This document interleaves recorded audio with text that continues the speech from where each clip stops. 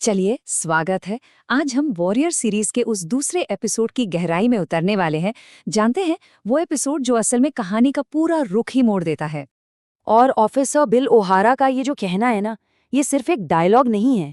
यही इस पूरे एपिसोड की कह सकते हैं बुनियाद है। ये हमें सीधे उस जमाने के सैन फ्रांसिस्को में खींच ले जाता है जहां सिस्टम में भेदभाव इतना गहरा था कि कानून का मतलब ही सबके लिए अलग अलग था। तो कहानी शुरू होती है एक बहुत ही डेयरिंग अटैक से। एक ऐसा हमला जो चाइना टाउन में पावर का पूरा गेम बदलने वाला है। समझ लीजिए ये वो पहली चिंगारी है जो बहुत जल्द एक बड़ी आग भड़काने वाली है। अब देखिए, हॉपवे गैंग जो चाइना टाउन के सबसे ताकतवर टोंग्स में से एक है, वो यहाँ सिर्फ लूटपाट करने नहीं आया है। नहीं, यंग जून का वो जो फैसला था ना, पूरे शिपमेंट को आग लगा देने का, वो एक खुला चैलेंज था। लॉन्गजी के लिए एक सीधा मैसेज कि भाई अब खेल के नियम बदल चुके हैं। ये अब सिर्फ धंधे की बात नहीं रही, ये अब दबदबे की लड़ाई बन गई है। तो यहाँ पर ना हमें दो बिल्कुल अलग अलग माइंडसेट देखने को मिलते हैं। एक तरफ है यंग जून का गर्म खून, जिसका मानना है कि सबसे अच्छा डिफेंस अटैक करना ही है। और दूसरी तरफ है लॉन्गजी का तजुर्बा, जो ये अच्छी तरह जानता है कि पुलिस से पंगा लेना कितना भारी पड़ सकता है। तो ये सिर्फ दो गैंग्स की लड़ाई नहीं है, ये दो जेनरेशंस की सोच का टकराव भी है। लेकिन कहानी सिर्फ चाइना टाउन के गैंग्स तक ही सीमित नहीं है। शहर में और भी प्लेयर्स हैं और अब इन सब की दुनियाएं एक दूसरे से टकराने वाली हैं। तो अब मिलते हैं बिल और ली से। बिल एक पुराना घाग ऑफिसर जो सिस्टम की नस नस से वाकिफ है, और ली जो नया नया आया है और जिसके दिल में अब भी आइडियल्स जिंदा हैं। ये दोनों हमें लॉ एंड ऑर्डर का कह सकते हैं दोहरा चेहरा दिखाते हैं। देखिए, बिल सिर्फ एक करप्ट ऑफिसर नहीं है, वो एक पूरे सिस्टम का प्रोडक्ट है। एक ऐसा सिस्टम जहां चाइनीज लोगों की जान की कोई कीमत ही नहीं। उसके लिए टोंग वॉर में हुई हत्याएं कोई क्राइम नहीं है जिन्हें सॉल्व किया जाए, वो बस कचरा है जिसे साफ करना है।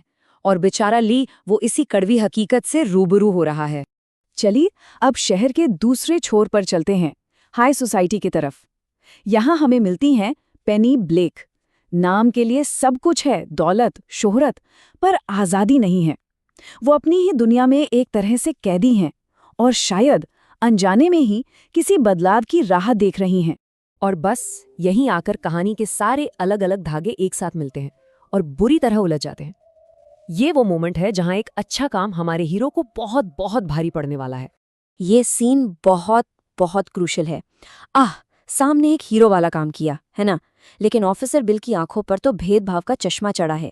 उसे हीरो नहीं, उसे बस एक खतरनाक चाइनीज दिखता है जो गोरों पर हमला कर रहा है। पेनी चीखती रह जाती है, उसकी गवाही की कोई वैल्यू नहीं। यहाँ पर इंसाफ अंधा नहीं है, वो देखकर फैसला करता है और उसका फैसला पहले से तय है।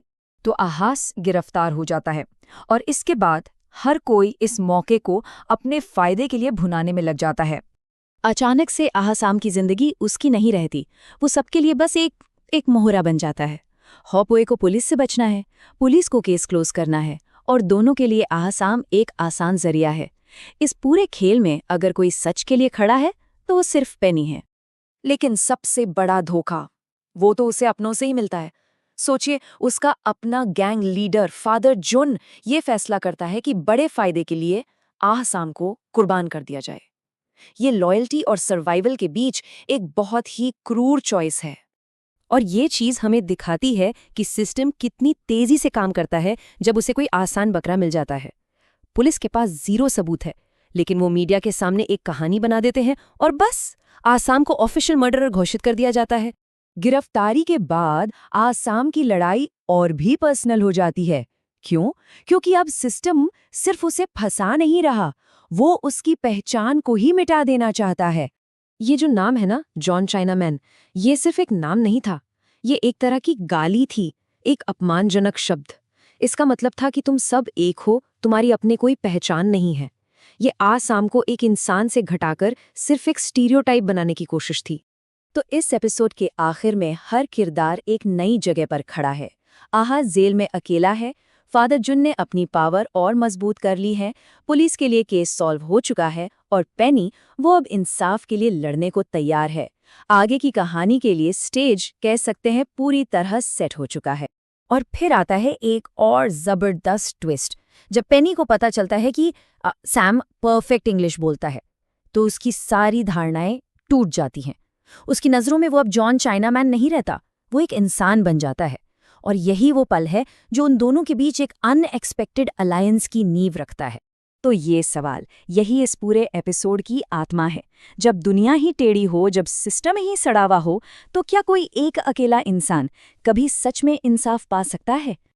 और एपिसोड हमें इसी गहरे, परेशान कर देने वाले सवाल के साथ अकेला छोड़ देता है। हाँ, सैम सिस्टम के मकड़े जाल में फंस चुका है, अकेला। अब वो बस एक और जॉन चाइनामैन है, एक कोठरी में। और आगे क्या होगा, ये कोई नहीं जानता।